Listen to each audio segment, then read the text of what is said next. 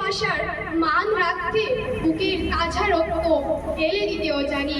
আজ থেকে 65 বছর আগে 1961 সালের এই 19শে মে আসামের বরাক উপত্যকার শিলচর রেলওয়ে স্টেশনে ইতিহাস থমকে দাঁড়িয়েছিল।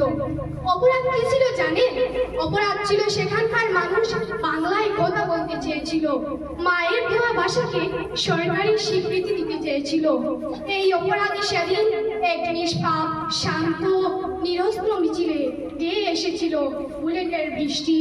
সেদিন শুধু রাইফেলের গুলি চলেনি, সেদিন বাঙালির সংস্কৃতির বুকে আমাদের মায়ের কলিজায় আঘাত করা হয়েছিল। মুহূর্তের মধ্যে শিলচর রেলওয়ে স্টেশনে তথ্য বীজ রাঙিয়ে গেল এদেশেরই 11 জন বীরের রক্তে।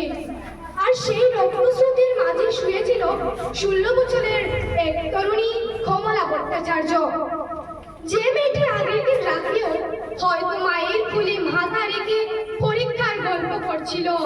পরের দিন দুপুরে মাতৃভাষার জন্য সে বুকে বুলেট পেতে নিল।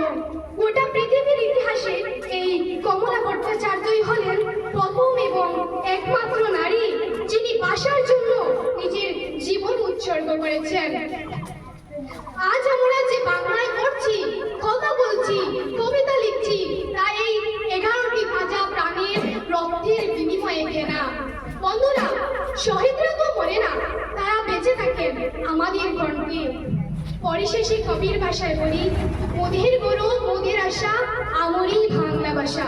সকল ভাষা শহীদকে জানাই আমার অন্তরের শতকোটি প্রণাম। ধন্যবাদ।